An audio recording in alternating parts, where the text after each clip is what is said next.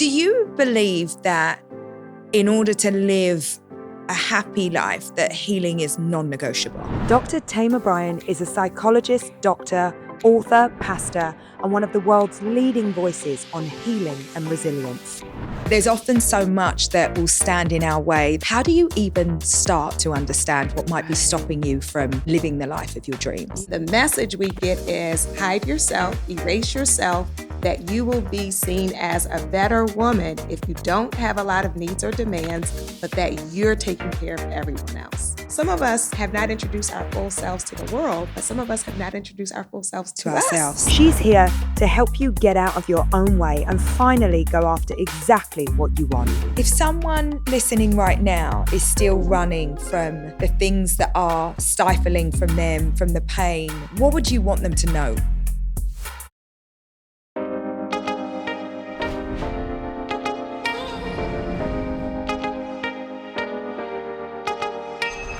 I just have to say I'm really incredibly happy to have you here today. Thank you. It feels like just a long time coming, and I have so many questions to ask you. Oh, wonderful.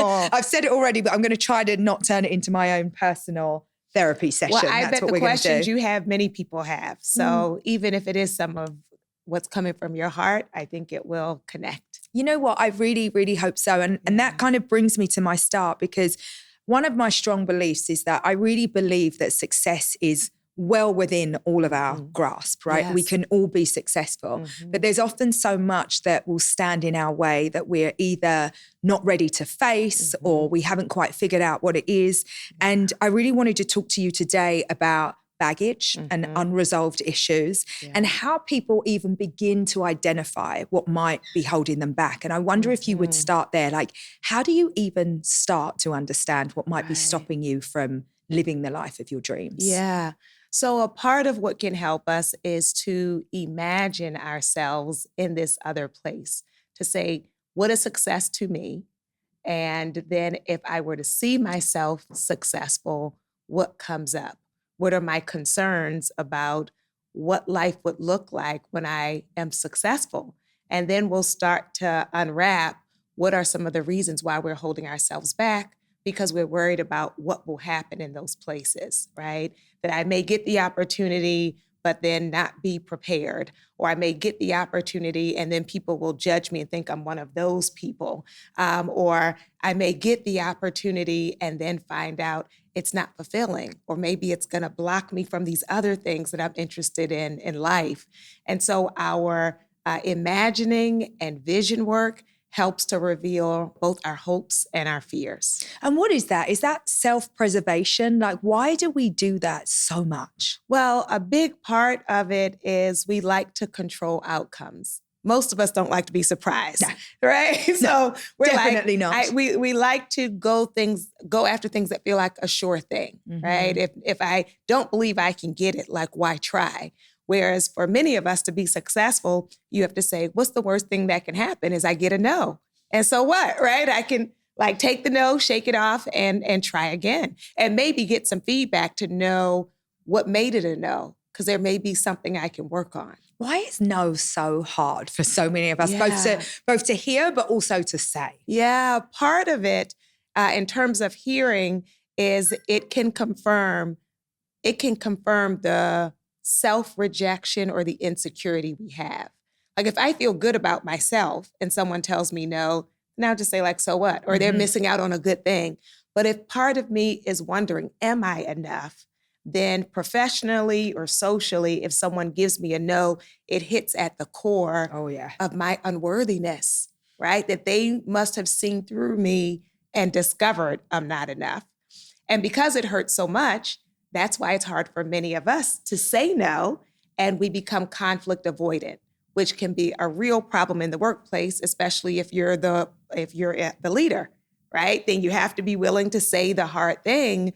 But we may think about times we were hurt, we were disappointed, and don't realize that by putting it off, we're actually making it worse. And I feel that so much because I think a lot of people would feel like if they're conflict avoidant, like that's a really good thing. Like, I don't want to be in conflict. Right. But what happens when you constantly going around avoiding conflict? Yes. When you constantly avoid it, then people get the sense no one's minding the shop. Mm-hmm. So now everyone has to be out for themselves. It becomes competitive and secretive because, for example, some people who are conflict avoidant will agree with whoever's sitting in front of them.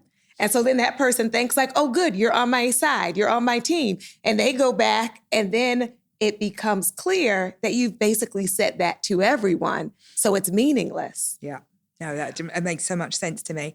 How do you even begin to start unpacking your emotional baggage and the things that are stopping you from doing what you need to do? Yeah. So we start to look at what are our core beliefs. And initially, we can do that by looking at our behaviors, right? What are the things that I do that sabotage me, right? What are the ways I'm standing in my way? And then, if we were doing like a cognitive model, we would say like thoughts, feelings, behavior. So the behavior may be, I always wait to the last minute to do some project or assignment, right? That is so me. I like to say I work better under pressure, but maybe that's not it. Well, I will say it can reinforce it, right? Because I've had that experience too, where you're like, I did it at the last minute and it turned out great. So Sometimes. right? Then the way I'll challenge myself is if it turned out that good last minute, imagine how much better it could have been if I gave it time, right? Yes. Yeah. So, we start to look at, this phrase of like, who lied to me? So when I have this like negative belief about myself, it came from somewhere. And that's an important piece because sometimes we're just beating ourselves up and saying like, it doesn't make sense, or why would I do that? Or I'm being ridiculous.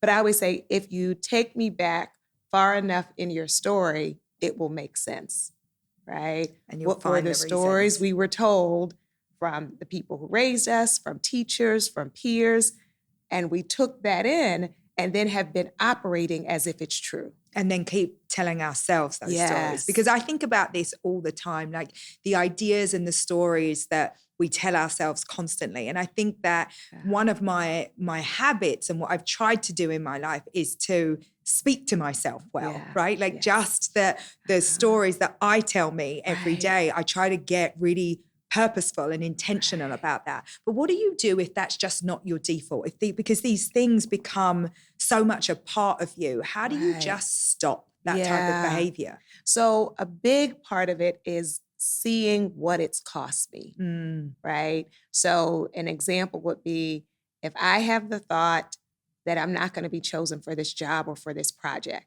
right? I'm thinking that, I show up either defensive or anxious, or I don't try my best because then it won't hurt as much, right? If I'm not selected. And so then I have gotten in my own way, I call it standing on my wings, right? So when I have taken myself out of the running, when I didn't bring my full self, what did it cost me, And am I tired yet of paying that cost? Or is that comfortable? Sometimes I'm sabotaging myself and I'm really trying to stay in that box because it's comfortable and it's familiar. Being a big fish in a little pond can feel good, right? I'm like, I'm the smartest person I know. Well, get around some other smart people because iron sharpens iron. But if I'm insecure, I won't like that. It'll be uncomfortable to be in the presence of greatness. Wow. That's a really big thing, standing on your own wings. Right. Yeah, what an idea to think that you could do that to yourself. Right. So much. Yes. And we all do it, right? We do. We all do it? Well, I will say there are some of us that get the message more to hide, and one of those groups being women, right? So when we've done research studies with girls in school and even in college, we will be more likely to start a statement with, I think, and men will start it and say it as a fact. Right? Or we won't raise our hands at all. So like that questioning ourselves. And that's just cultural conditioning? That's just how we've all been raised? That we are raised when we think about what are the messages we give girls, even like in terms of toys.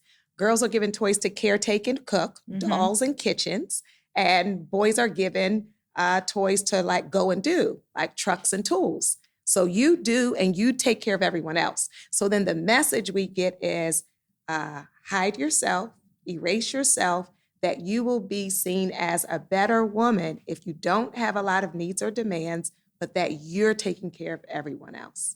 Right? That's the message. That's the message from childhood. Yes. From 2 years old. Right. And I had a friend who was an engineering major in college, and he talked about, because he assisted the professor, sometimes there's an unconscious bias where people don't even know they're doing it, but he noticed if a student was struggling in class and came and talked to the professor, if it was a male student, the professor would work with them, encourage them, help them. If it was a female student, the professor would say, maybe you're not cut out for this. You should think about a different major. Wow. Right? Like systematically each time. Woven through the fabric of our society. That's what it is. So as women, how do we even begin? Because if society is somewhat hardwired and we are just following what's happening, like how do we even get around some of that stuff? Where do you even begin? So a part of it is getting in the environments or getting around people who like women with wings. Right? There are people choosing your company really well. Yes. So you can feel it out. Like if I have to hide or shrink in your presence, then I want to minimize my time in that kind of space. Versus with other people, you tell them you're dreaming. They're like, awesome, sounds great. Yeah, let's go. Yeah. That's really good advice. Yes. So you're like, it's all about who you surround yourself with. Definitely. That makes so much sense.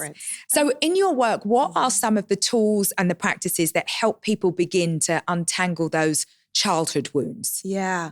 So it is for us to recognize the lies.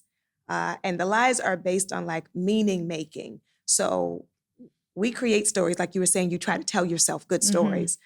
We create stories to try to make our lives make sense, right? So let's say you had a parent who abandoned you.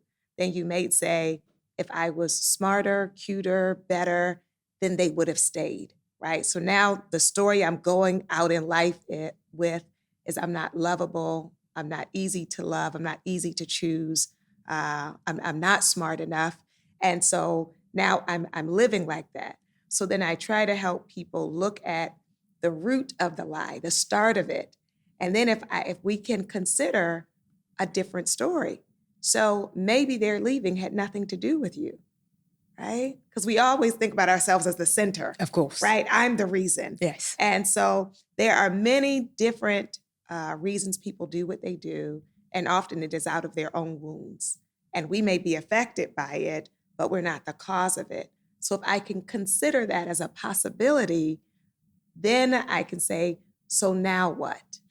Do you have to go back to your childhood? Because I know for so many people it's so painful, the idea of going back. And also you might not even want to drag up things that you think, well, that was in the past. But is that a prerequisite of healing, like that you have to go back and unpack it? So not for everyone, but it depends on how deep rooted it is. So some people, and this is how you can know it for yourself, some people just need skills training. So some of us were never taught, how to negotiate around salary. We're never taught interviewing skills. So then if someone gives you those skills, you're like, awesome, I apply it and I run with it.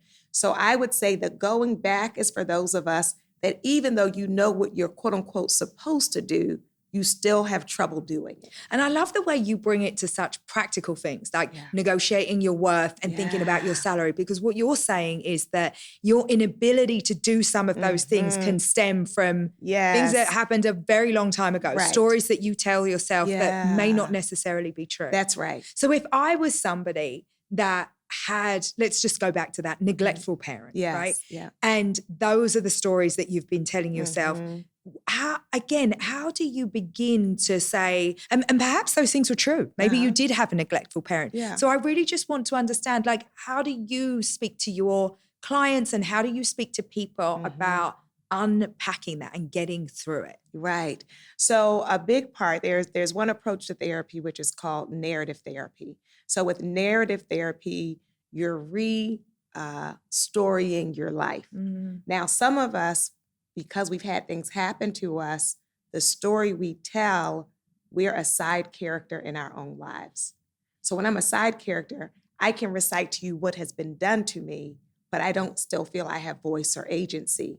So then I have to say, like, let's tell it this story again where, yes, these people did these things, but like now you have the pen in your hands.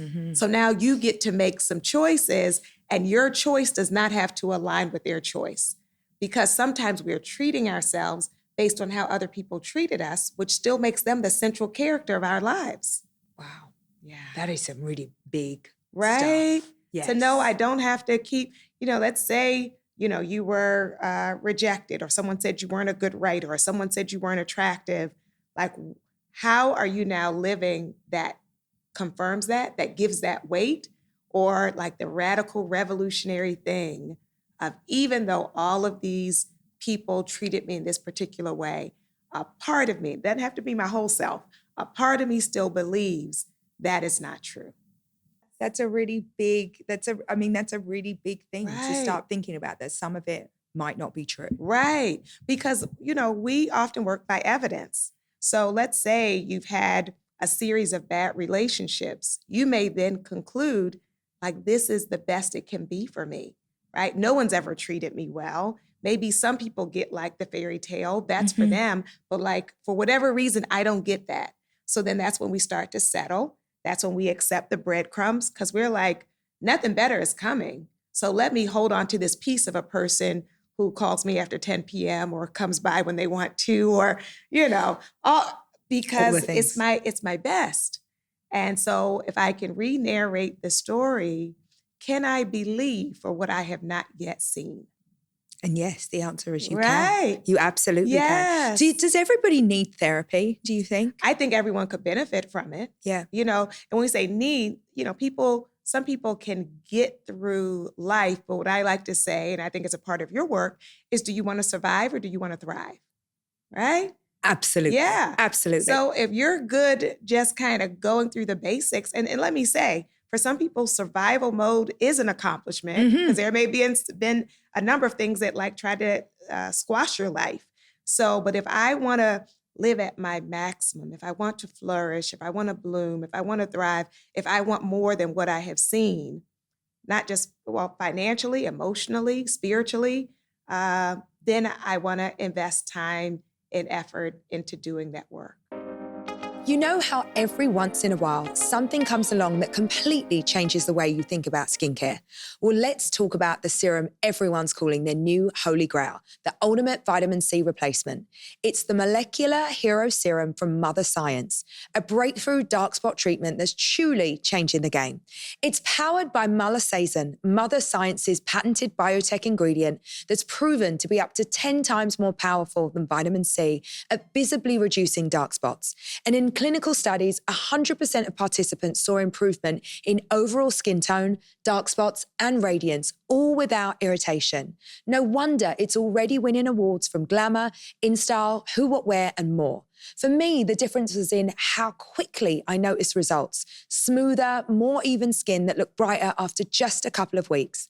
The lightweight texture absorbs instantly, and it layers beautifully with my other products. It's replaced my old vitamin C serum entirely, and I'm not looking back. Go to motherscience.com and use code ASPIRE for 20% off your order. That's motherscience.com, code ASPIRE. This episode of Aspire is brought to you by 3 Olives Vodka, because you shouldn't have to compromise what you want. Made in the USA, 3 Olives Vodka is 0 sugar, 100 calories or less, and gluten-free, so you can enjoy a cocktail without overthinking it. And let's be honest, whether you're building a business, leading your team, or taking care of everyone else, you deserve something that feels easy and tastes amazing. Whether it's my favorite, a classic vodka soda, or an espresso martini with friends, reach for 3 Olives Vodka. Next time you're picking up something for your bar cart, look for 3 Olives Vodka and let it be your reminder to celebrate your wins, big or small. To learn more and find 3 Olives Vodka near you, head to 3olives.com. Cheers. Copyright 2025 Proximico, 3olives.com. Please drink responsibly. I want to talk to you about, what I understand as the cornerstone of your work that's really, all around this idea of trauma. And I think for so many of us, like sometimes the just saying trauma feels traumatic. It's like you may not want to admit that that's been a part of your life. But I also guess not all of us have had like deep-rooted, deep-seated trauma. Yeah. So I really want you to try to unpack a little bit the idea of how trauma can affect all of us. Yes, absolutely. So I want to first say there are like day-to-day stressors, things that are stressful. Like, do you think trauma's thrown around like a little bit too much? Yeah, some people don't understand. So if something is stressful, they'll say, I'm traumatized. Yeah, okay. Right? So I'll say, no, you're stressed. No, you're stressed out. It's been a bad day. Right. Yes. Right? If like an hour later, you're, all better. That was stress. Yeah. But trauma are these overwhelming experiences. They overwhelm our usual capacity to cope. So the regular types of stress we can deal with, like I have this role and this role, this responsibility, and I can make it work. But then with trauma, the things that usually work for me are not working in this moment. It's a really great definition. You said that trauma overwhelms your capacity to cope. Yes. That's when it's no longer within your reach to just get on with life. Right, absolutely. And that's why two people can go through the same thing, and some people develop like post-traumatic stress and some people don't. Yeah, and you see that with siblings often, right? You grew up in the same house and you have very different experiences of the same parents or the same circumstance or whatever that might be. Yes, it's, part of it can be personality, a part of it can be prior experiences, because some of us have cumulative effect, meaning we've had multiple traumas. So then the impact, can be multiplied. So it overwhelms your usual capacity to cope. Ongoing trauma can disrupt your sense of yourself. So you may have felt like, I know who I am, right? And then something happens and you're like, wait a minute, right? Like, so who am I? Because my idea of myself, that would not have happened to me, right? So it can disrupt your sense of yourself. It makes it difficult for you to regulate your emotions. So those of us who have seen or been someone who goes from like 1 to 10, right? And, I know those people. Right, yeah. You're like, wait, what happened? I think I was one of those people. Absolutely. Yes. That sometimes you're like, and sometimes what that is tolerating a lot. And so it's building. And so then when one more thing happens, boom. But the last thing that happened may not be a big thing, but you had already been holding so much. Yeah. Yeah. I mean, I feel like that was just part of my training. That was my default mode growing up. And again, it's because there was so much going on all the time that was the regular course of our day that, the smallest thing would happen. One poor teacher would say the wrong thing and off. That was it. You're exploding. Right. And it takes a lot to untrain that out of you. One of the things I do with people in therapy is help them to rank an event, let's say on a scale 1 to 10, how offensive was it? Because some people make everything a 10. So then they have to respond at level 10 over things that I would say are not drama worthy. That's a good tool. Right? That's a good tool. And some people don't, they can't think of a 3 or 4. Right? Like if someone didn't speak to them or looked at them wrong, they're like 10. Like, that's not a 10. That's a solid 3 right there. Yeah. That's a really good way to think about your response to things. Though. Yes. It's like, does it match? Because another thing that, one, when we respond like that to everything, it's exhausting to us. But 2, people don't take us seriously. If you're going off about everything, it becomes a non-event. Yeah. I think that's what I realized as a kid, as a teenager, that not everything needed my maximum energy. And then when something was really wrong, as you said, nobody listened, nobody cared because you were always raging, right? And so it doesn't matter. It doesn't register. I wanted to talk to you about some of the ways that trauma show up in your life. And I was thinking like from, self-blame, perfectionism, catastrophizing, defensiveness. These are all ways that trauma ultimately can manifest in our behaviors. How do you spot that stuff in yourself? Like in what other ways does trauma manifest itself in our lives and our behaviors? Yeah. So another one is difficulty trusting. So when we are like always... Oh, I feel like you studied me. I have many of these. I need a pen and paper. Yes, to get it down. But the great part is the self-awareness. Right? Because some people are in such denial that they're like, I don't know who she's talking about. Right? Looking over the shoulder. Yeah. It's like, I hope y'all I know listening. those people too. Yes. So it's a great awareness when you're like, that sounds That'll be me. Yeah. So that difficulty trusting, when people have broken our trust, then we can enter into new places with that. We call it hypervigilance. Yes. Right? And so we are looking for the dishonor, looking for the disrespect, because we don't want to be caught by surprise, right? A lot of people don't realize that something like that is a big problem in their life because they're like, well, that's on me. I have a problem trusting people. But that will stand in the way of your best relationships, your greatest, triumphs, like whatever it might be. Yes. One of the things I see sometimes when people come in for therapy, they're unpartnered and like the other parts of their life are successful. Mm-hmm. And they're like, I really, want to meet someone.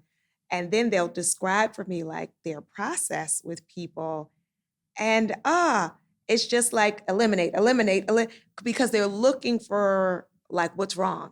They're looking, and it's not that you want to accept just anything, but there's a difference between standards and like being paranoid. Yes. Right? Yes. Some of us are standing in our way. Well, and if you want to be in a happy, loving relationship, there's an element of you have to be open. You have to be fallible. You have to know what's wrong with you so that you can meet somebody where they are. That's right. Because that issue of intimacy is like being known, being seen, being valued.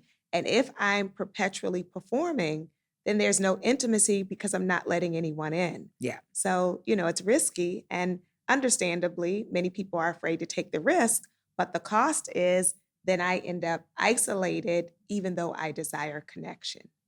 So if you had to break it down, what are the 3 questions that we could ask ourselves to identify our trauma? Yeah.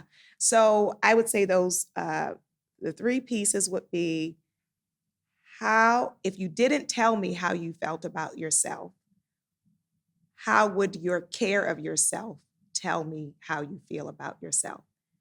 Because a lot of people say, I love myself. But then do you take care of yourself? Right, exactly, right? So I look at your level of care to indicate, and that will include your boundary setting. It'll include your rest. It'll include your nutrition, right? Can I say like, I'm eating this because I love myself.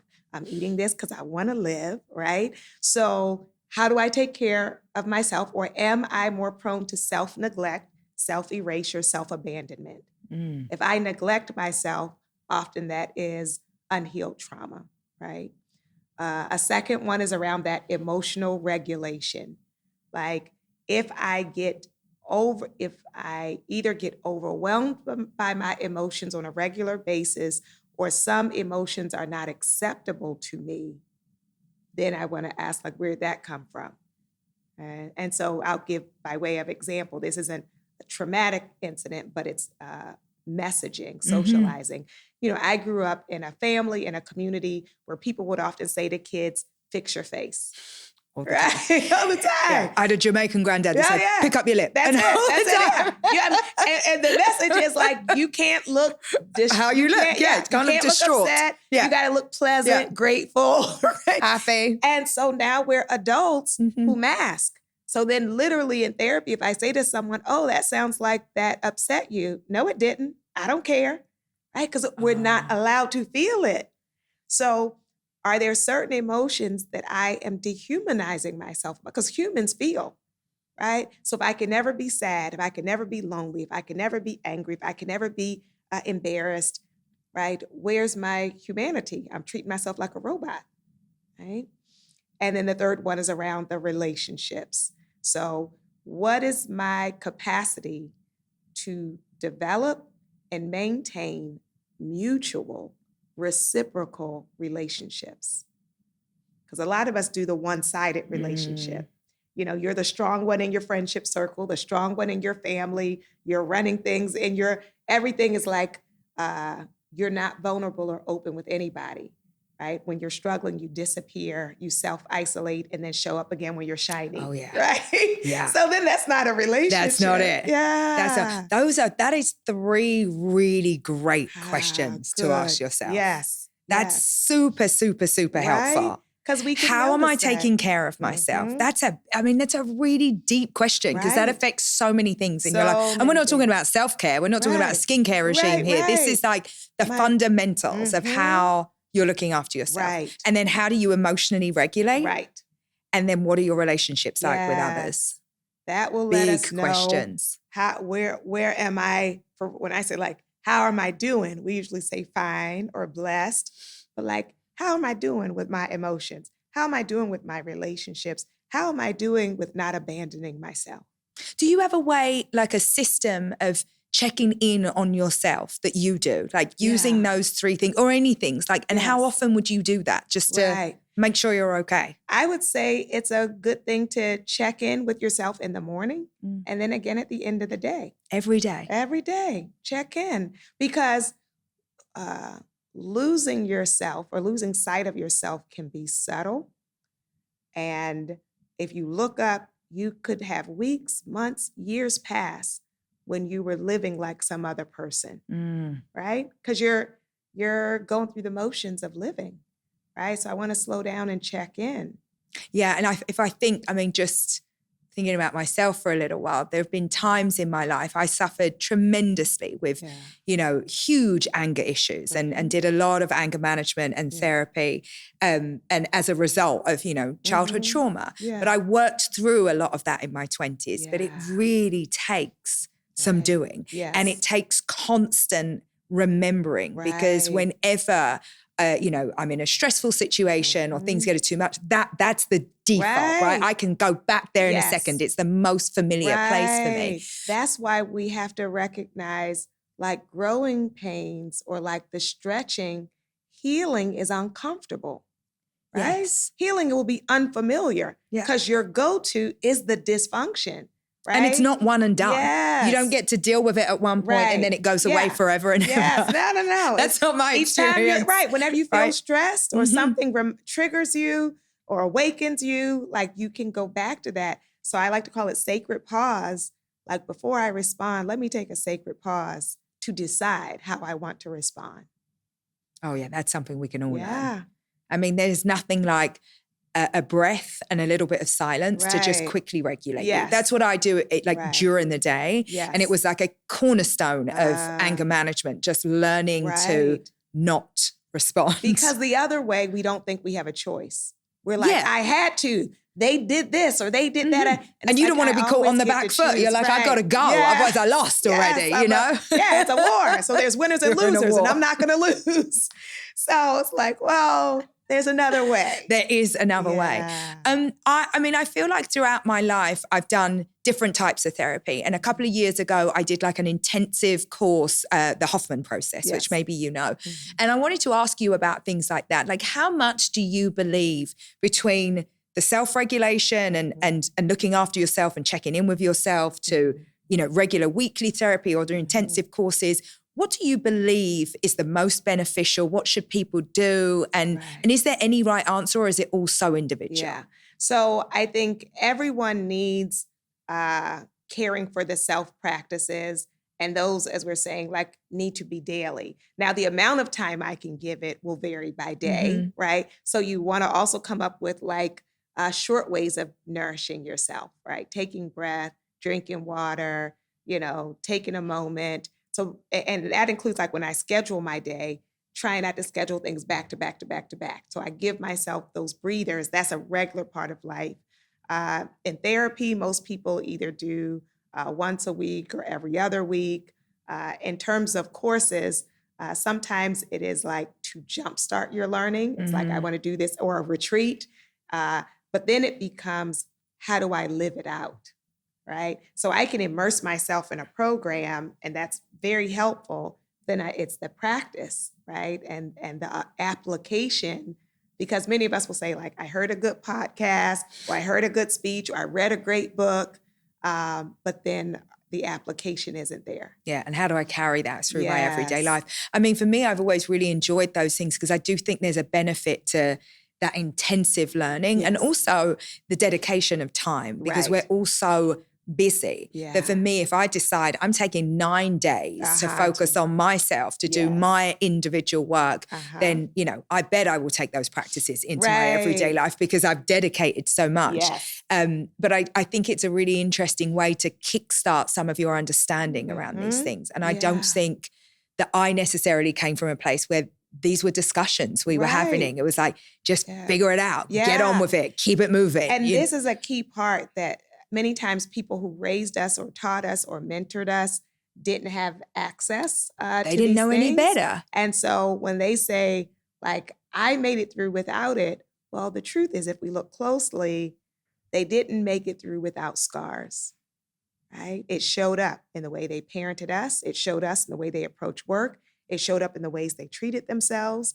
And so, sometimes people raise it as this banner of, I went through terrible things and never got any help. Yeah. And we see that. And we see that. Yeah. It's showing up every single day in your life and your behaviors. And, on this show, there are so many people that are, thinking about starting businesses or, forging great careers. And I talk a lot about making, bold steps and taking big moves. Yeah. But often what holds us back is fear. Yes. And, I wanted to talk to you a little bit about fear because oftentimes it's rooted in nothing. It's rooted in just what we've decided and the stories, again, that we're telling ourselves. Yeah. And I wonder how you move through some of that fear and learn to let it go. Yes. So one of them, if it's a fear of failure, then imagine failing and then imagine yourself surviving the failure. So talk me through that. Right.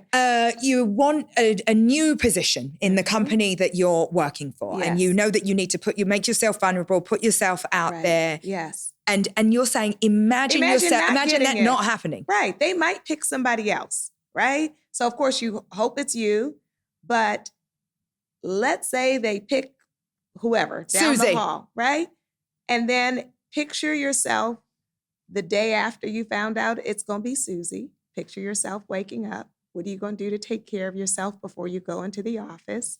Do you have anybody in the office that you want to meet for coffee or tea before and then you all could walk in together?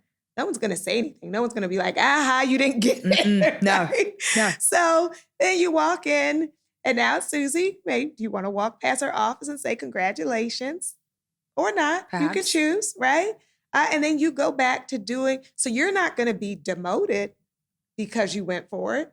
Now you're just doing what you were doing before. So you didn't lose anything, except people know you have a desire for more. So maybe they can be looking out for you when other opportunities come. What's the psychology behind that? When you asked us to go through and live that experience, take yourself there, what is that actually doing? So it is exposure. So we have a fear of the unknown or what we have never experienced. So I can have exposure, like real life exposure, which will be like if I don't get it, but I can also have it in my imagination, right? So then I'm experiencing it in my nervous system. I'm picturing that, and then I'm seeing myself survive it. Because before I do that, it's like a blank. I think like, what if I don't get it and everything goes blank? So then I don't think I could survive that. I think it will be so humiliating. I can't picture myself being able to move past it. So now we can imagine it. Is that a style of visualization? Yeah. Yeah. Yes. So, whether it's fear of failure or fear of success, like imagining and thinking through, like, what is this? Are people scared of success? Yeah. They are? Yeah. Some people. So it can be for different reasons. Sometimes they're afraid of success because they have seen people who are in the limelight get attacked. Or some people don't want like the responsibility of it, the weight of it. Some people don't want the social consequences. Because let's say all of the coworkers talk bad about the boss. Then you're in the club, right? And it's like, right? So now if I'm out there, they're going to be talking about me. Yeah. So some people, are afraid of success or afraid of, what it means. I had a friend who, grew up struggling and had like, negative thoughts about rich people. It's like, they're selfish or they're this or they're bougie or whatever. And so then he, got a job and made a lot of money. And so he was very conflicted about like, but what does this mean? Am I now one of them? Well, maybe your idea of them has to change. What's wrong? Right? Yeah. More humanized. Yeah. There are people there who are like selfish and whatever. And there are people who are very generous and kind. So, there are some people who are afraid of succeeding.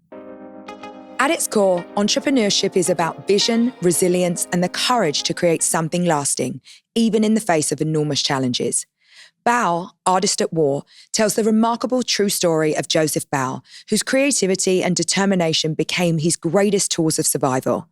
Imprisoned in a Nazi concentration camp, Bao was a gifted artist who risked his life to save others by forging documents.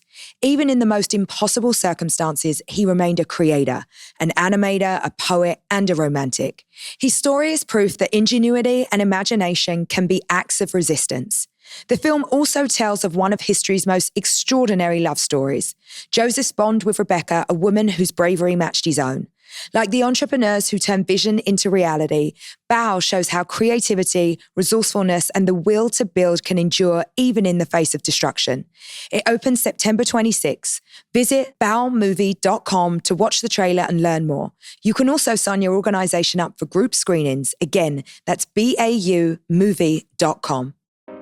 What are all the ways that fear show up for us? Because when I think about fear, I think about perfectionism. Yeah. I think about procrastination. Yes. But there are so many ways that fear turns up, and sometimes it can be really hard to identify. Yeah. So some people who are controlling because they're afraid, right? They're afraid of what's going to happen. And that can also be a part of distrust. Like, I don't trust other people to do an excellent job. And I'm afraid if I hand it over to them, it's going to be a disaster. So now I'm micromanaging. Now I'm like, carrying the weight of the world on my shoulders, or so I think, right? These are often very female traits as well, right? Yes. Nobody can do it as well as I can. I might as well do it myself. I'm just going to overload. Yes, yeah. I'll just do it. Yeah, and we think about those of us who in school hated group projects, right? So it's like, yeah, they're going to let me down. I was always trying not to be picked. I mean, I'll do it on my own. I don't want anyone to mess up my thing, because I trust me, right? I trust me, and if I do it, it's going to be excellent. But that's that anxiety of like, can I trust other people, connect with other people? Sometimes the anxiety can show up by us not advocating for ourselves, by us accepting poor treatment, because we may believe if I speak up for myself, people will get angry, or people will abandon me, or people won't choose me. So then I am censoring myself, I'm contorting myself to be acceptable. And that happens a lot in the workplace with people, right? And I'd love to talk to you about workplace trauma, because I think that I don't know that people know exactly what that looks like all of the time. But if you are censoring yourself, if you're not coming to the table as your whole self, and you're feeling like you have to present some other version, like that is real trauma in the workplace, isn't it? And it shows up. A big one I'll say is happening now is companies who are doing these mass layoffs. So then, and people are knowing they could be next and having to show up and do their job, right? That's hard. Yeah. Yes. And you also see how people who may have been here for years, they let them go, and like no one ever mentions them again. So that's that realizing too, you've been loyal to this thing that's not loyal to you. So that can stir up all kinds of emotions that understandably makes it difficult. Yeah, and I've seen this firsthand, because look, most companies go through times when there are big layoffs. And I think what I've learned over, the past 10 years is that it's transparency that matters to people. That's right. When you try to do something like that and you don't address it with everyone, and you don't talk about it after, and you pretend that Sally that you used to sit next to didn't exist, like that's the big issue. Yes. These things happen and they're in the usual course of business, but how you communicate, how those people are treated, how the people that are left are, spoken to. That's right. And the level of transparency, that's huge. That's the important thing. Yeah. If we're in denial, no one's talking about it, and we know like this thing is, changing people's lives, then there's like a lack of caretaking, right? A lack of honoring of people. And so yes, to say like, we're in this terrible situation that this is happening. We want to check in. We want to be transparent. We want to tell people what's going on or where we are in the process. That makes a difference. So, is trauma that you experience in the workplace very, very different from what you might experience in your own personal life? Right. So one, I want to say most of these incidents in the workplace, I would call stress, Right. instead of a trauma, right? So it may be, the stress of layoffs or versus, when there has been like violence in the workplace, and we've seen those kinds of things happen, or, the cumulative effect of like sexual harassment. And even if it didn't get to the physical point, it just is continuing over time, then that can have kind of traumatizing effects. Yeah, it's a totally different thing. Yeah. It's a totally different thing. Right. And how we deal with it has to be Yes. completely different. And then we want to connect it with, in terms of trauma, when we've had experiences in trauma outside of the workplace, how that can affect the way we show up in the workplace, right? So if I grew up or had like secure relationships as an adult, then I can show up to work and I'm kind of expecting things to go according to plan. Like I'm not coming in suspicious. Yes. I feel like secure, and my expectations are this will be a healthy place. Versus if I've, been in situations where it's inconsistent, people say one set of rules and then treat you another way. Now I'm coming into the workplace with a lot of anxiety. And so I may start overworking, trying to like prove myself, trying to be enough, and like setting no boundaries. And then also having issues with people in authority. Some people, just because you're their supervisor, they're having all this anger because their experience of people with power has not been good. Yeah. And I wanted to talk to you a little bit about leadership, because I think it's a place where, a lot of people find themselves in positions of leadership, but you're not going to get everything right all the time. So how do you deal with that in a workplace scenario when you feel like you're in a position of authority, you're expected to get things right all the time? How do we forgive ourselves from the missteps, from, things that perhaps don't go right the first time around, or if you've just got regrets about things that happened? Yeah. It's a great one. I like to call it pulling the wisdom out of the wound, right? So I've been through some things. I didn't always get it right. The key is like, did I learn from it so that next time, I know how to do some things differently? I remember I was working at a university and coordinating their sexual assault response program. And I came in new, fresh, and saw all kinds of issues with the system. And so I was very soon saying like, this system is broken. We need a whole new system. Guns blazing. Right? Oh, yeah. Had not taken into account that everybody in the room built this system. So like, sorry. Oh, right. I'm like, oh, not you. Well, Kind of you. But it's like, but if I had that in my mind, yes, I would have framed it differently. And in the future, when I've been in places where like some things need to change, to first start off with like honoring the people who have, kept the boat afloat. And like we want to build on their successes. Yes, you do. Yes, you do. Yeah. So I learned from it. And then I think it's also for us to acknowledge it to the team, the willingness to recognize when you've made a mistake.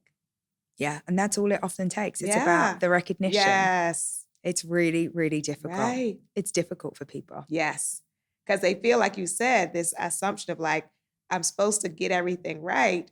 Well, but you didn't, right? So now a way of getting it right is acknowledging that you like learned from that path, right? That we're going to do things differently going forward instead of pretending it didn't happen. Instead of pretending. Yeah.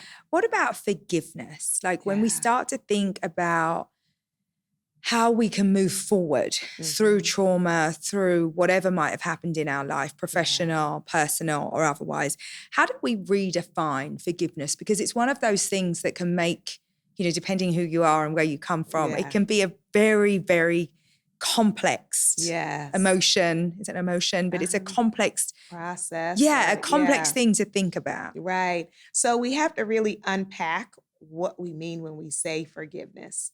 Because some people will say things that aren't true, like, if you forgive, you'll never think about it again. That's just not true. Neurologically, like it doesn't work. So because then if you think about it, people say, well, you must have not forgiven. That's not true. If something was big, you're never forgetting it necessarily. Yeah. And forgiving also doesn't mean it wasn't a big deal. Sometimes we don't want to forgive because we think that we're saying it didn't matter, right? And forgiveness can be a process. So you can first give yourself permission to feel what you feel. Because some of us are trying to do like the instant thing of like, soon as it happened, we're like, oh, no, I'm over it.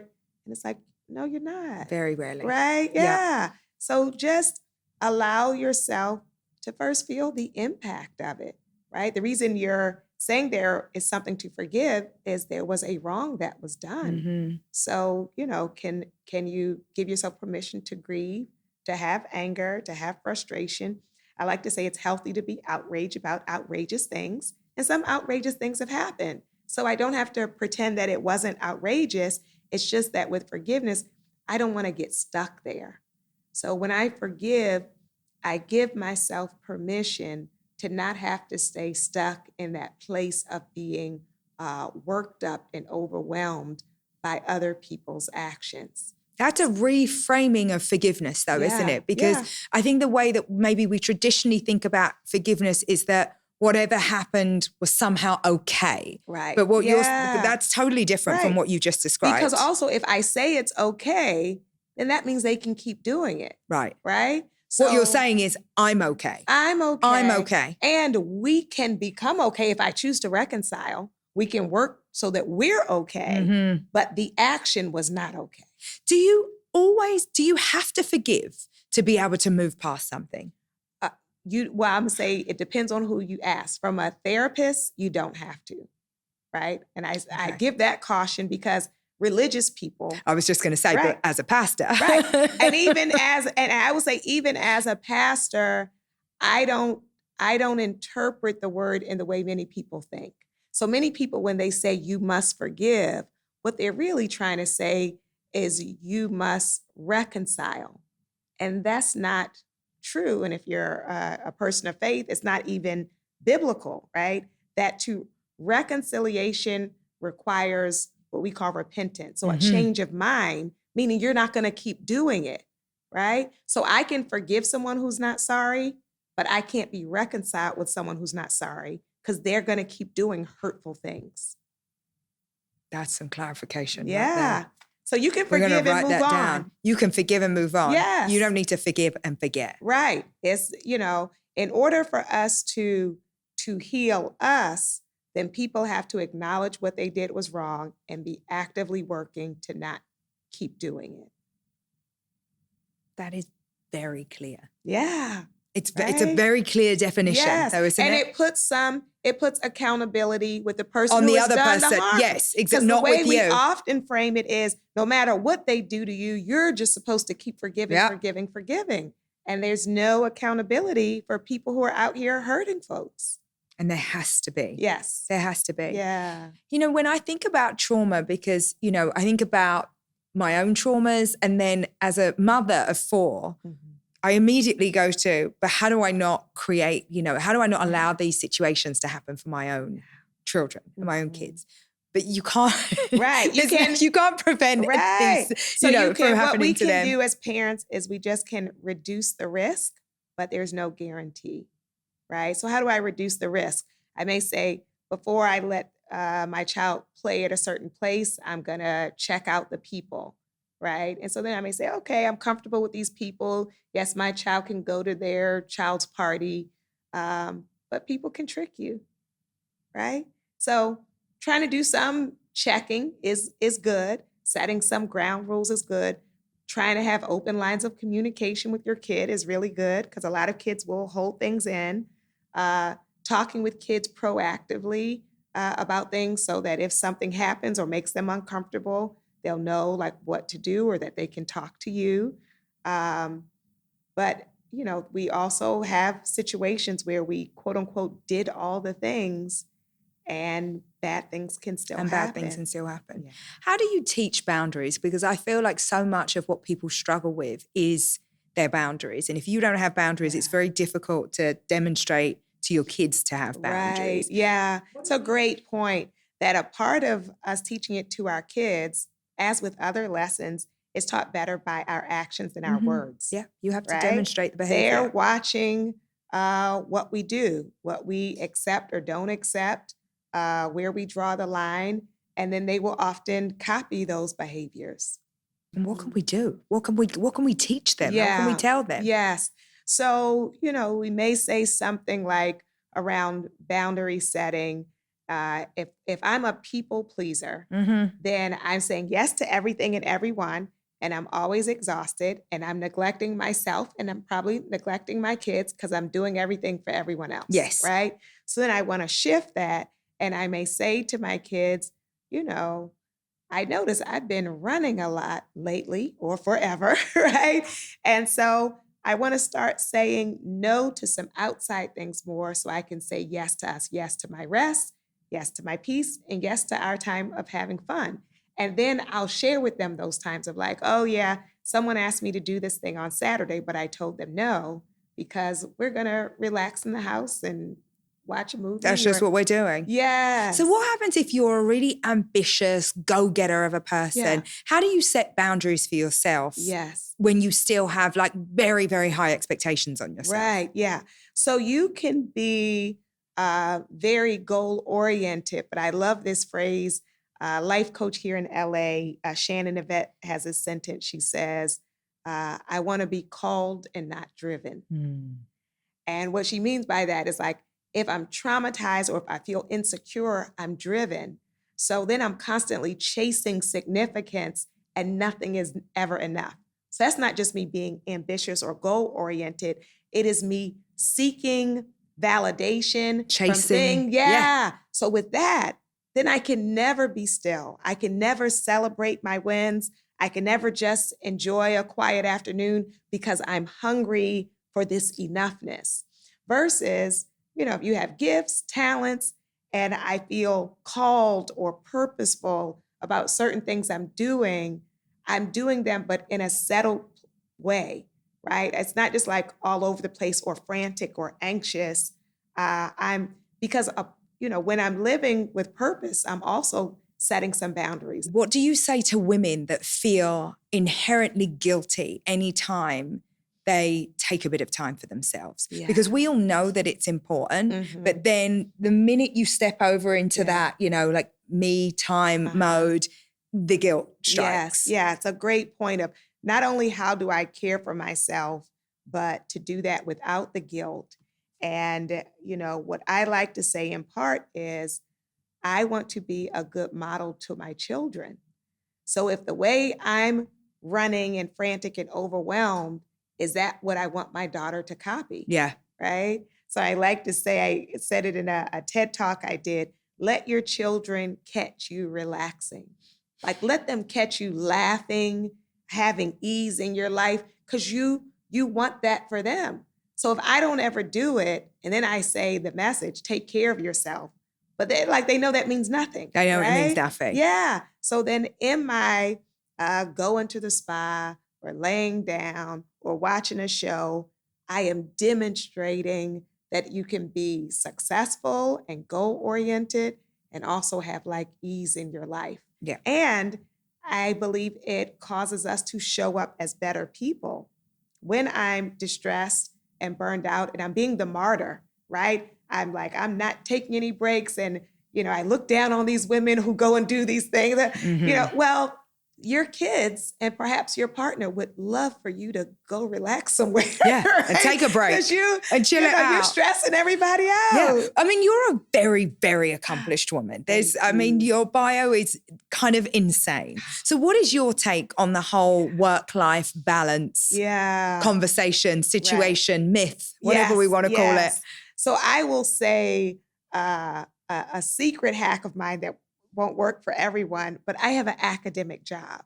So because it's an academic job, it's not a 9 to 5, right? So I teach classes, I go to my faculty meetings, but if my kid was having a recital at school in the middle of the day, I could actually go if I wasn't teaching a class at that time. Yes. So that creates, I would say, more spaciousness for those of us who like to do multiple things. So, I may see clients in the morning and then go teach a class in the afternoon.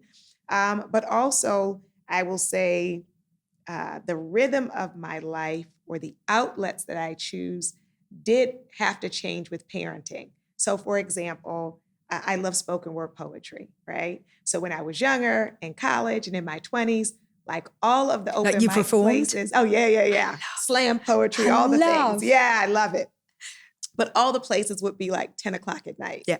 On a Tuesday. On a Tuesday. Right? And so, if I'm in my early 20s, at midnight, we're still there. So when I, became a parent and a professor, it's just like I couldn't do that anymore. And then one day I was sitting with I miss myself, right? I'm a poet. I miss it. And so then I had to find what are other ways of integrating that into my life. So if I speak at churches, they're going to get a poem. In some of my lectures, they get a poem.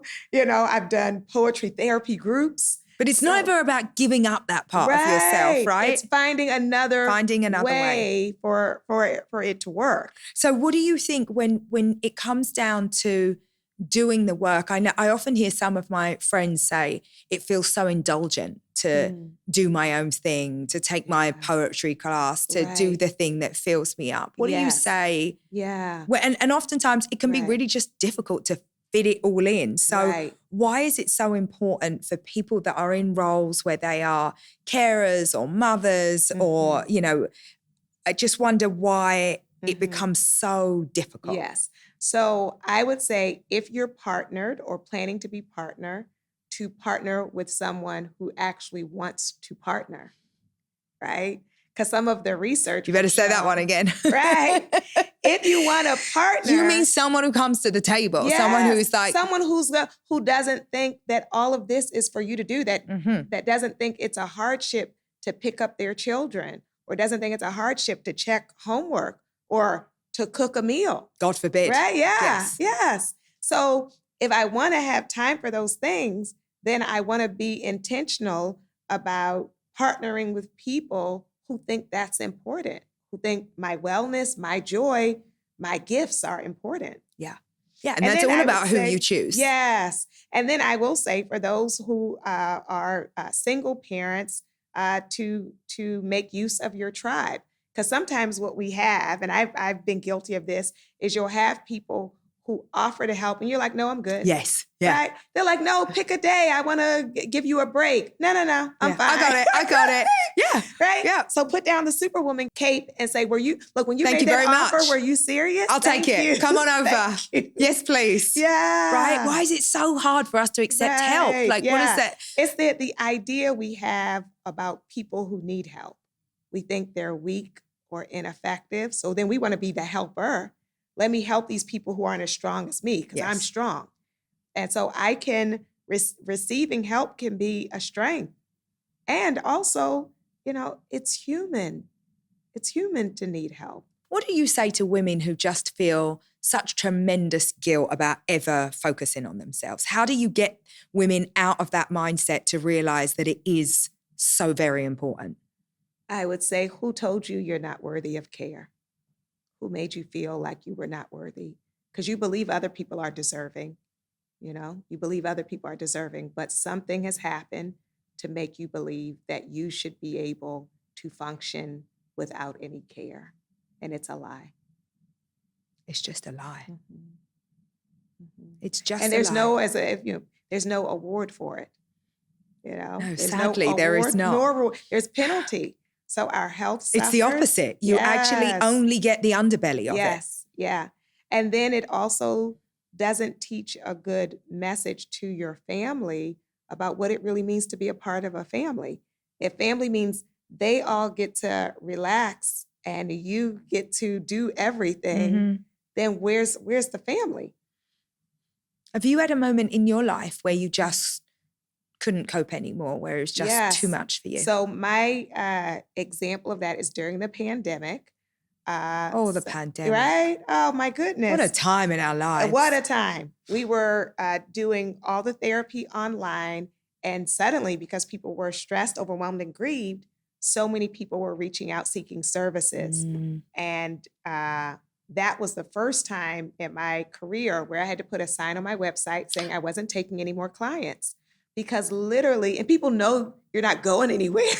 So they're like, see me at 9 o'clock, right? It's on Zoom. So I had the clients, and then my kids are home because they're doing, school was online because of the pandemic. Oh, I remember those days. Oh my Painful. gosh.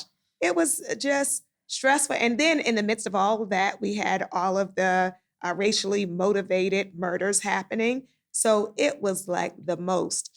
And in terms of that guilt, wow, you are saying, taking me back to a time. It's like you blank it out somehow, right? That's my trauma response. It was absolutely too much. Yeah. And so I just say, like, something's got to give. In terms of the guilt feeling, because I know, especially within the African American community, many people have like a stigma about going to therapy. Mm-hmm. So if people took the step of asking, I was feeling bad about saying no. Yes. Right. Yes. And then people who know my spiritual background would say things like, God said you're my therapist. And you're like, well, if God said, I guess I'll be there. I guess I'll be 8 o'clock. Here's the link. Right. So, but I discovered a win-win. I had all of these former students from Pepperdine who had like 3 clients. So I just started referring. Yes. And so they can get the care. They are building up, their practice, and, to release the lie that I have to carry it all. Wow. Yeah. Wow. Yeah. How did you do during that time?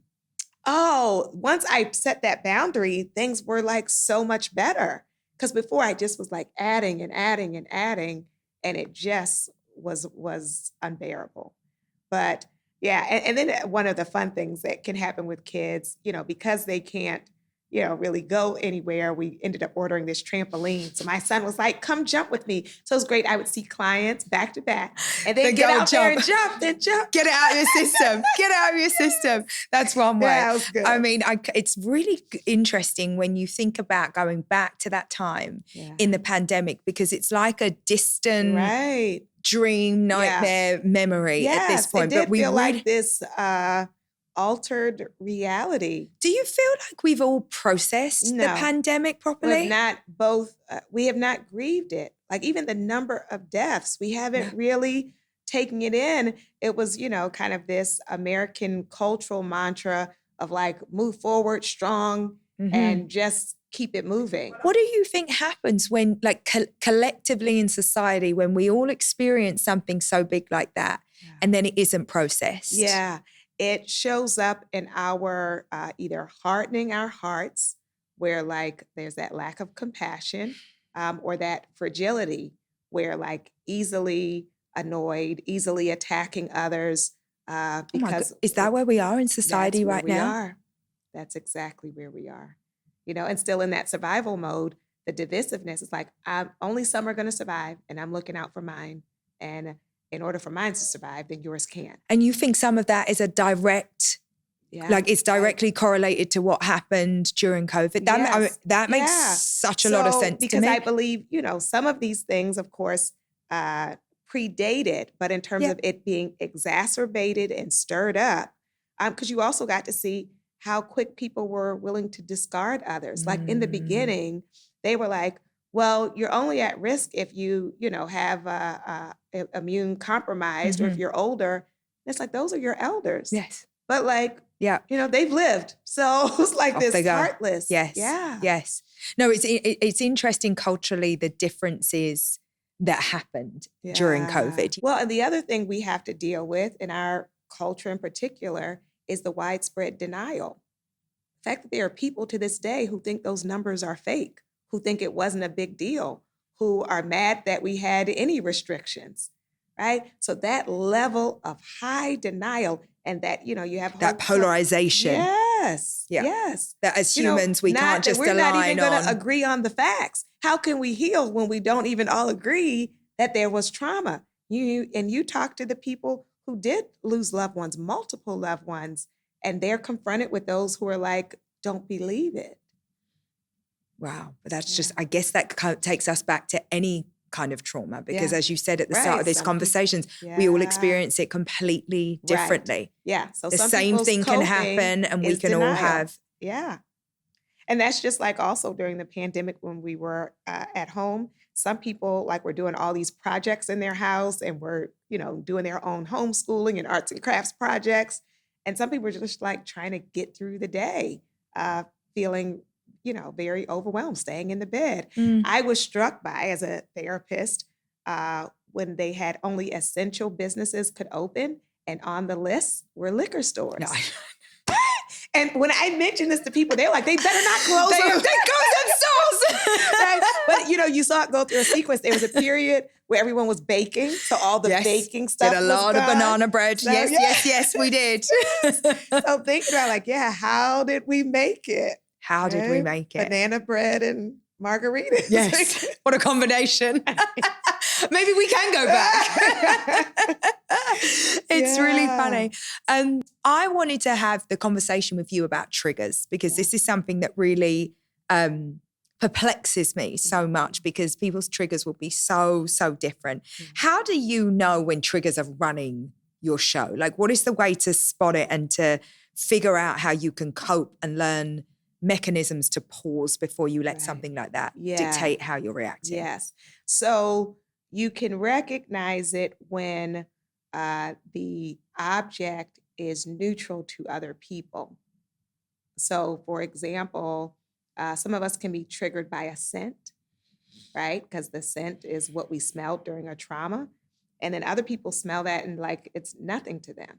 So then it's like, so that should signal to you that that's a trigger of some description. It's a trigger for me. I smell that and I feel frightened, or I get tearful, or I'm holding myself tightly.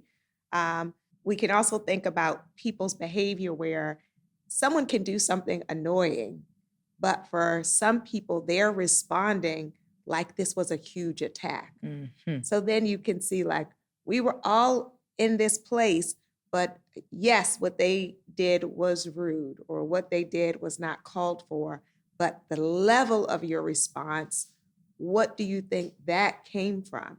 Have you had an encounter where, like, what does that remind you of? Who does that remind you of? And so then people may say, oh, that's just like my father used to do it. Like, okay, there we go. There we go. Yeah, because we're all trying to figure out like how you ended up responding at that heightened level. What is the right way to handle these things? Yes. And when do they stop? Like, do you get to some magical age where it's like, poof, that stuff goes away, or do you have to do the work? Right. So it depends on what it is. Sometimes we can kind of rework our nervous system with exposure. So let's say the incident happened in a particular neighborhood or in a house or at that school, and I haven't been able to go back. So then I may work on my like breathing and muscle relaxation so that I can actually go there. Like I had a client who was in a mass shooting at a concert. Mm-hmm. And so for her, and concerts were like a joy for her.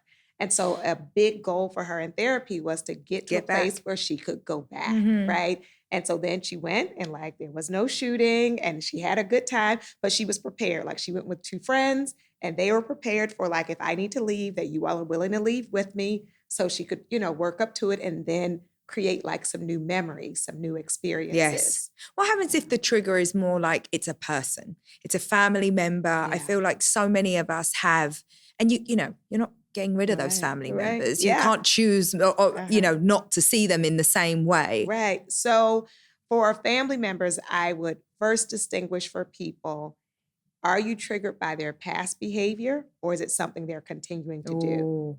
Right? Yeah, can you separate the two? Right. Because let's say they, were mean when I was growing up.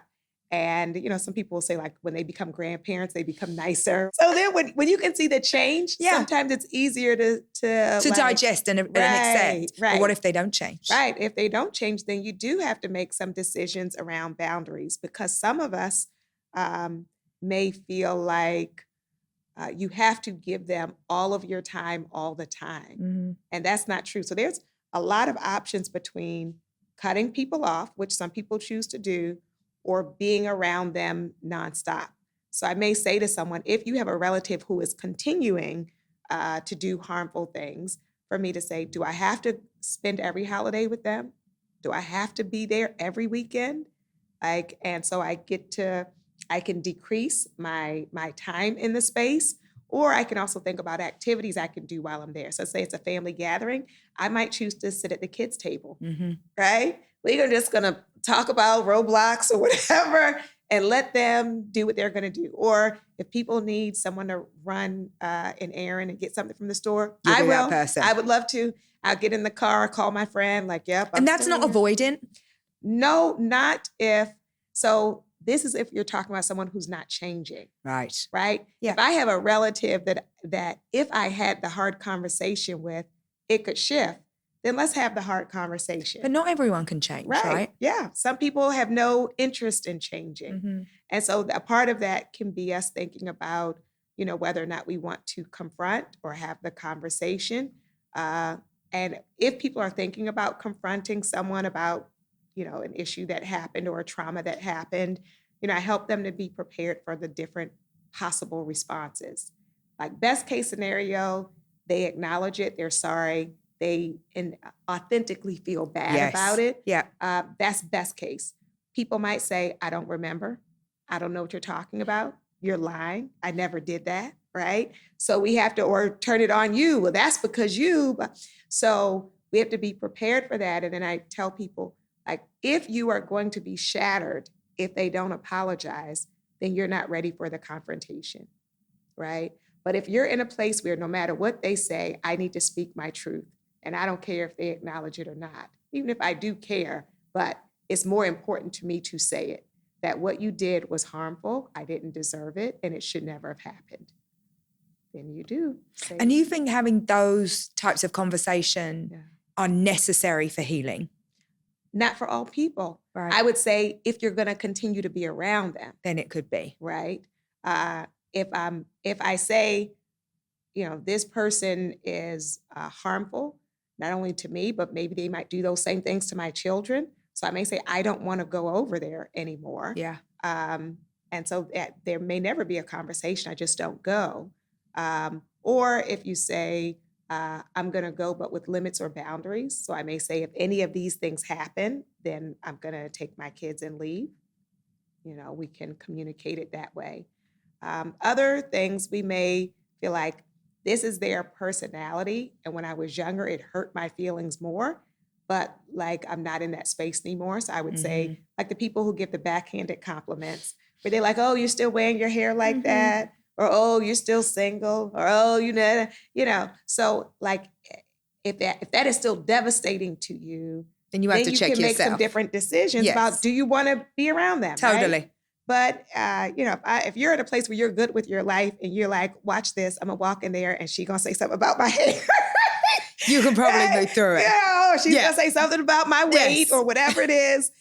So, for each person, that's that checking in with yourself. Yes. Yeah. Which you should be doing every day and every night. Yes. And definitely before you go to your family's house. Yeah, there you definitely. That's the morning to do it. That is the time to check in. That is the time. Yeah. Do you believe that in order to live a happy life, that healing is non-negotiable?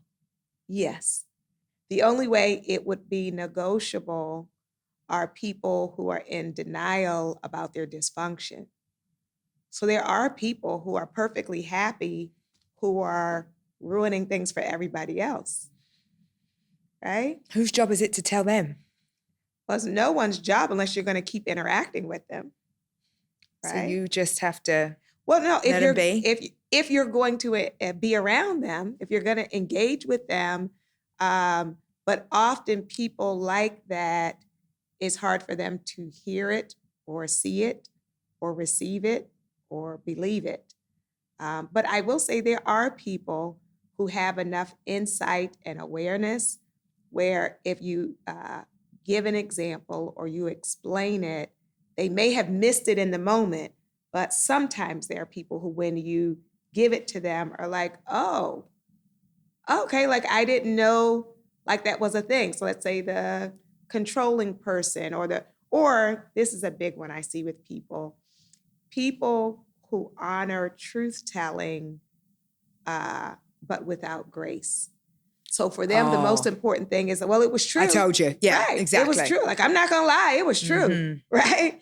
But it was like, but your delivery and your tone was not one of care. Yes. It was one where you were trying to sting them. Oh, yeah. You're never going to get anything done like that. Right.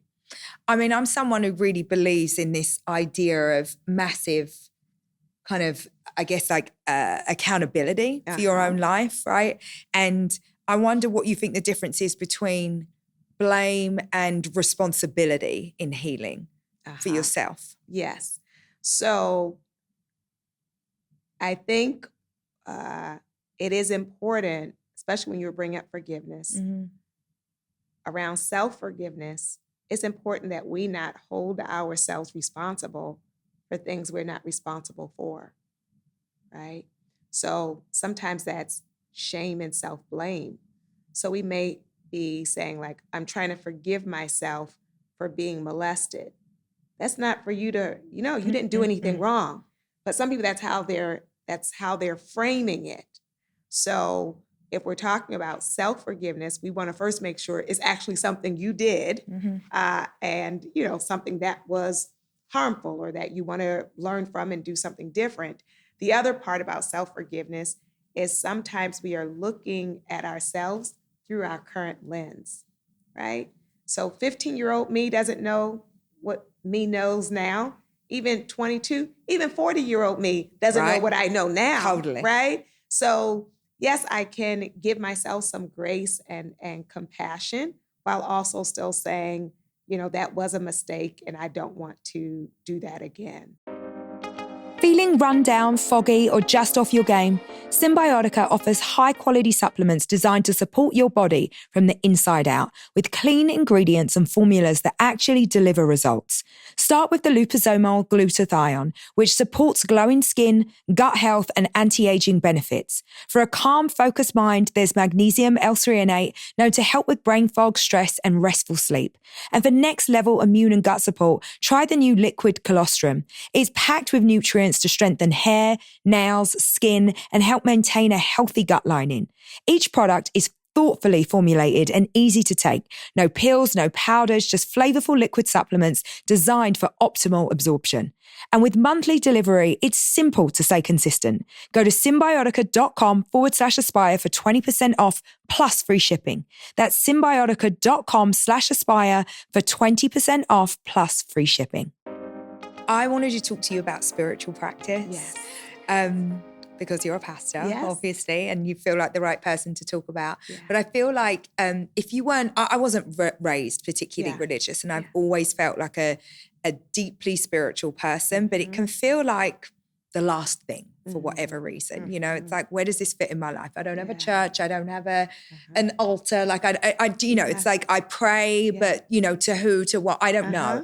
And so how important do you think spiritual practice is to feel true alignment, to be a really balanced person, and especially when we all live how we do now, so busy, so consumed, so much going on all the time. It feels to me, and maybe it's just, I don't know, something to do with the age, that it's becoming more and more and more something that I wish I had a deeper connection to. Yes. Do you think that it's that important? Yes, I think that it's vital. There are, of course, people who go through life without it, but then, it's an aspect of them that hasn't been nourished, right? That hasn't been fed. And, it's never too late to say, like, I'm claiming it now and I'm shaping it into, what it's going to be for me. And so, I talked about like start of the day. I like to encourage people to do like morning rituals. So people call it morning devotions. So the first thing is you have to wake up before you have to get up. Because if you wake up and have to jump out of bed, you're already anxious, right? Yes. So you wake up before you have to get up, and then you play with different things to discover what's something that feels like nourishing to your soul. So for some people, it'll be, like I said, prayer. So instead of like waiting for a crisis and saying like, God help me, right? Then I can start my morning. Like, thank you, God. right. With that thank you, and that gratitude also helps to protect us against despair. Because when we're in a place of depression, we see everything that's going wrong and we can overlook the things that are going right. So I may start with a gratitude prayer. I might start with meditation. I might start with moving and stretching, putting on some either instrumental music or some sacred music. Do you do all of this? I love this. I love it. And of course, each morning, like the amount of time you do it or the sequence of what you do can change. Reading sacred texts, journaling, taking a walk in nature. I feel like maybe I've misunderstood all the spiritual things that I do. Yes. You know, because I've always journaled Yes. and I always have gratitude and I always stand in nature and I do meditate in the morning, but maybe I just haven't accepted that as so that's a spiritual undertaking. Right. I think the part that you're missing is feeling like wanting to connect with your higher source or to connect with your creator. So those things may be, they're good because they're taking me into myself. Inward. Yeah. Right. And so then if I want this like outward connection, then it's being like intentional about my prayers or reading devotionals, those kinds of things. Yeah. And I will say the arts, and I mentioned I love poetry and dancing, but the arts can also be a way of making that connection. A really big way, right? A really big way. Yeah. And it's poetry for you. Yes, and dancing. How much of when you think about your life now and all that you do, how important is that stuff? Like, do you believe that everybody needs to nurture that other side of them, the more artistic side, the more spiritual side? Yes. For me, it's been vital. So in terms of the spirituality, I believe that the work of therapy and providing therapy is faith work, right? In order to do therapy, you have to believe that things can be better than they are right now. It's an act of faith, right? That's a really great framing for therapy. So when people... You have to believe that things could be better than they are now. Right? And maybe that's just better than you've seen it. Yeah. Yeah. It kind of is faith. That is. It is faith. It's like I have never been like this calmer person or more confident person, but I just believe that I can become that. My goodness me. Yeah. I mean, we needed like breath gaps just in this day to day. That's like quite a lot to take in. It is. It is. But that's the beauty because of that's not how people think about therapy. Right. We think about therapy in a way to like get us through this thing that's bothering us or like to, I don't know, but it's not. The growth. It's not the like evolution, a yes, that's not. That I want to bloom, right? Not just I want to like work on my stuff. Yes. It's like I want to be the fullness of myself. I want to expand. I want to grow.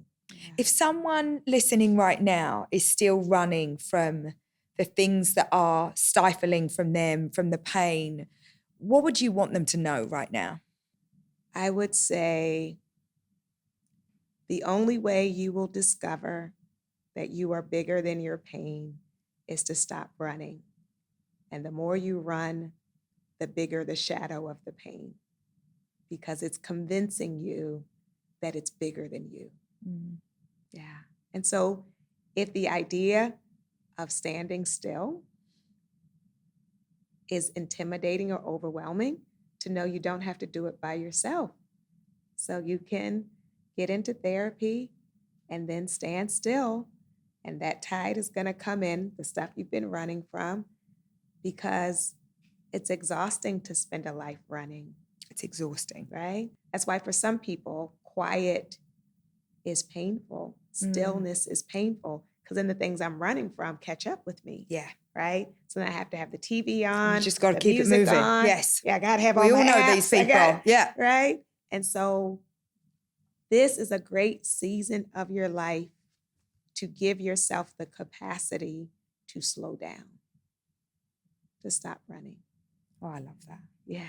It's a good We're moment. deserving of it. Yes. Right? Yeah, but you have to believe that you're deserving of it. Yes. Right? You really, really do. Or what also happens is sometimes we just get exhausted, or it catches up with us, right? Some people were running and running and running, and now their children are the age they were when the trauma started. So now like it hits. It hits. Right? It really, really hits. So you can slow down, or it can catch you, but either way, you will be confronted with yourself. Yeah. I mean, it's interesting because, I have a strong belief that you can't really manifest true success without being whole yourself. And I had a brilliant conversation with Charlemagne the God. Yes. And we spoke about some of this. And I just wondered what wholeness means to you and why it's essential for real success. Yes, absolutely. So to be whole is to accept all of the different parts of yourself, that I accept them and that I nurture them and that I get to know them. And so even the bad parts. Yes. Oh, especially the bad parts. Because when I'm not tuned into those, then they are running my life. Yeah. They might be in the driver's seat because I'm pretending like, la, la, la, I don't see it. Yeah. But they're there. They're there. And the people you're close to are having close encounters with those aspects of yourself. Yeah. So even if you don't see it having a consequence to you, those you care about are paying a price for that. So when we think about success, we have to recognize, or I invite us to recognize, that if there are aspects of myself that I'm neglecting or that I'm trying not to see, that is taking energy. Yes. Right? Because I'm trying to suppress those things. So I'm not showing up to life with my full hands and heart and eyes open. Because you're too busy pushing things down. I'm so busy. Suppression is work. Denial is work. And so then when I can take in the fullness of me, now I can give all of that to life, right? Yeah. To show up in truth. And when I accept all of these different aspects of myself, then there's no duplicate, right? No one can be another you. No. But if I'm hiding it because I want to be acceptable, now I'm just kind of trudging along. Yeah. It's not even me. So some of us have not introduced our full selves to the world, but some of us have not introduced our full selves to ourselves. Us, right? Yes. So it's wouldn't this be a good year to meet you? Wouldn't it? Yeah. Yeah. They'd be like, and that's why I especially say for people who think solitude is punishment, then you haven't met yourself. No, I love being with me. There's nothing more that I try to search for. I'm always trying to get rid of one kid, one husband. I'm like, leave me alone and let me be by myself. Yeah. But people find that really hard. And I think about, jobs are fleeting, business is fleeting, success is fleeting, and all you're left with is you, right? You're all that you are guaranteed to have. And so what are the best ways that we can focus on that and nurture ourselves? Everything that you know and everything that you teach and everything that you learned, if we do a couple of things today, what should we do to make sure that we are looking after ourselves? Yeah. The first thing I'll say is tell yourself the truth. Yeah. We mentioned other people lying to us, but sometimes we lie to ourselves. Don't be one of them. Right? And so if I want to be well, I have to first acknowledge the wounds, right? I can't heal what I won't acknowledge. You can feel more than one thing at the same time. Yes. Right? So you might be excited about this work initiative, but still be exhausted, right? Or you might be grateful for this open door and still disappointed about some other closed doors. And so I tell myself the truth and I tell myself the fullness of the truth, recognizing I'm a complicated person. Right? So then I had to make room for all my layers, right?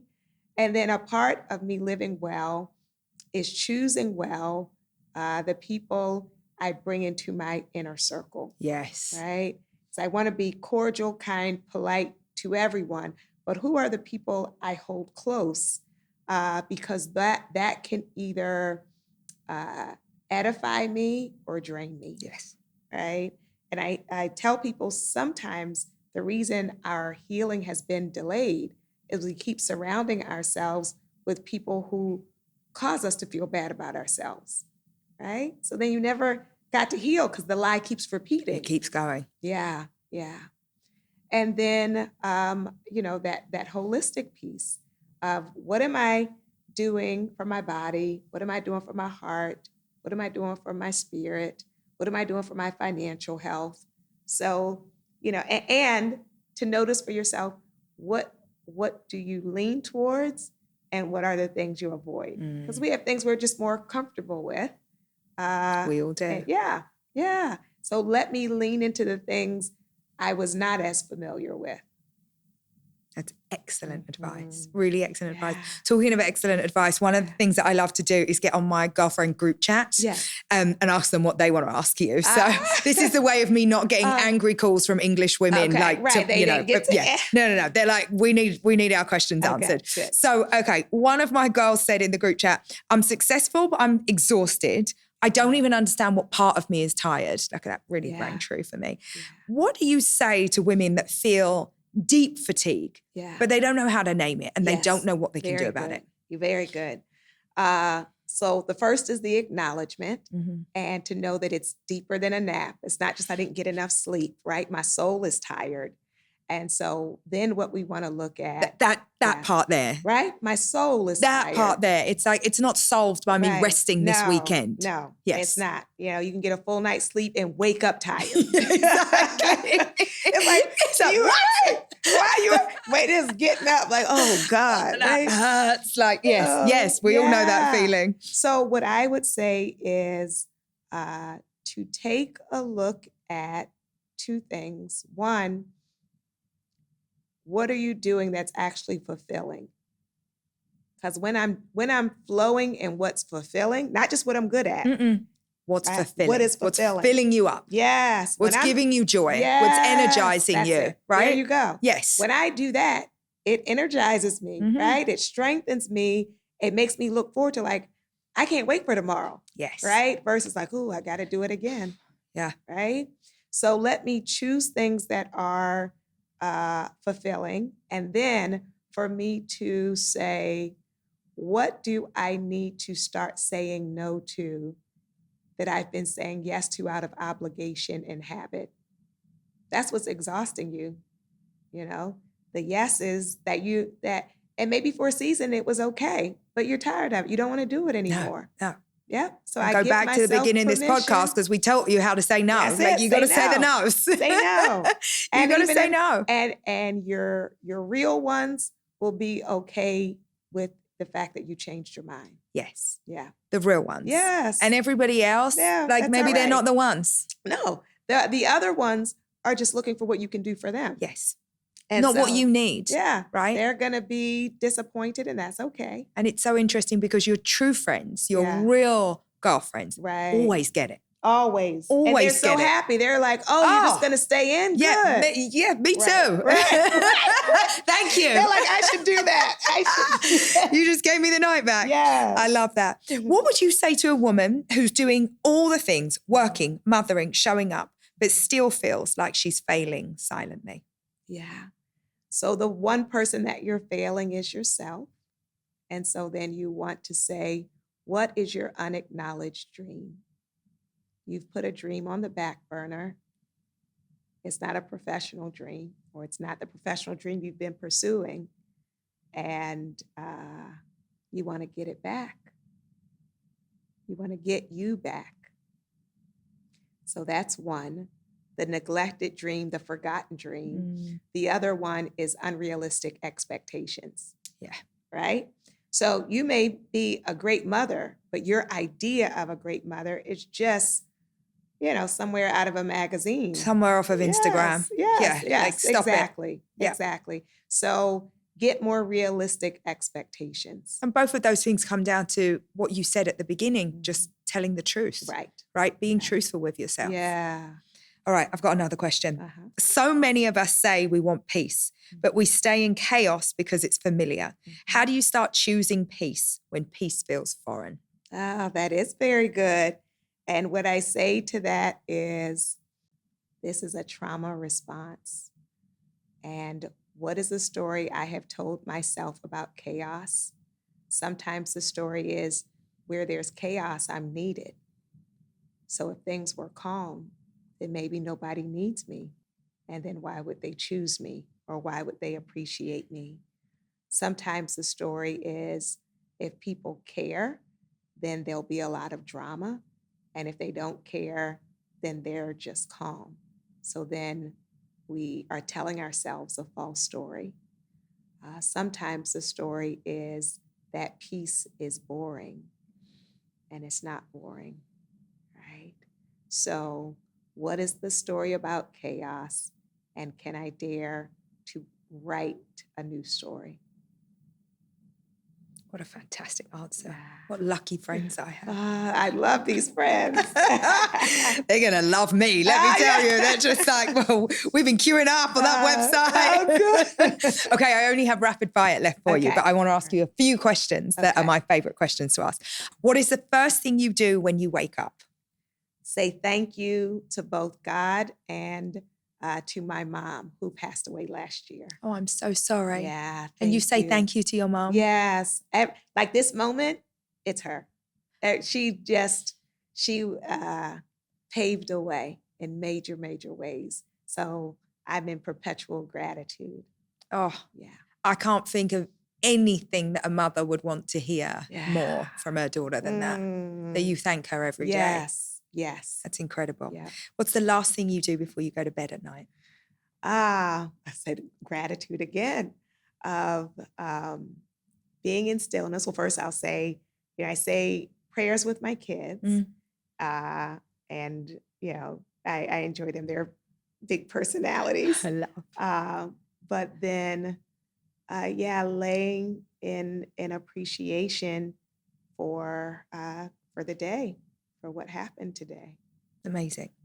What are you currently aspiring for in your professional life? Yes. My podcast is audio, and maybe I'm going to be like you and add video. Yes, come on now. With these outfits, what are you hiding for? Come on. What are you getting dressed for in the morning? I can tell you right now, I recorded literally in my bedroom on the phone. So okay, fine. This is a big step. That's peaceful. Yeah. But one day we're going to get the videos going. Yeah. You do have such a very lovely voice, though, to tune into. So maybe, I can understand the reason for doing both. Audio is good. Okay, so maybe a little bit of video. We have it to look forward to. Right. What are you currently aspiring for in your personal life? This is a mom thing, so I don't know. Yeah. My daughter's doing study abroad in the fall in Ghana, West Africa. Amazing. And I'm going to fly over there with her to set up and let her soar. How old is she? Yes, 19. She's a theater major. And she's going to take African women playwrights and the African documentary. And it's dying of pride. Yeah, I'm so excited. That's amazing. Right? What a great trip to do together, right. though. That's a real mom-daughter moment. Semester, but I'll, you'll go and set up. Check it's okay. Yeah. Check she's doing all right. Yes. What is a book that's changed your life? Daughter, Drink This Water by Jaya John. I have not read it, and I will. You will love it. I will immediately buy it. What is something you valued when you were starting out that you no longer do? What other people think. I'm free. And I call it my Jubilee. So I'm 51 now. Once I got 50, I'm like, Jubilee. Let's just flow and let it go. And what is meant to align will align. And what is meant to be released will be released. And it's a good life to be free. Free in your Jubilee. Yes. I love that. What's something that you value now that you didn't back in the day? Mutual relationships. I was the strong one. And now I have this circle. We talk about your friends. I have this circle of friends where any of them you could interview and you would love them. They're brilliant. They're amazing. And so it's not one-sided. It's a beautiful flow and an ease. And we pour. We pour and we receive, and I love it. And it's so needed. Yeah. So needed. Yes. The best. Lucky you. Thank you. Thank you so much. I loved our conversation. Thanks for joining me on the Aspire podcast. For more strategies on how to build the life of your dreams, be sure to subscribe to our YouTube channel.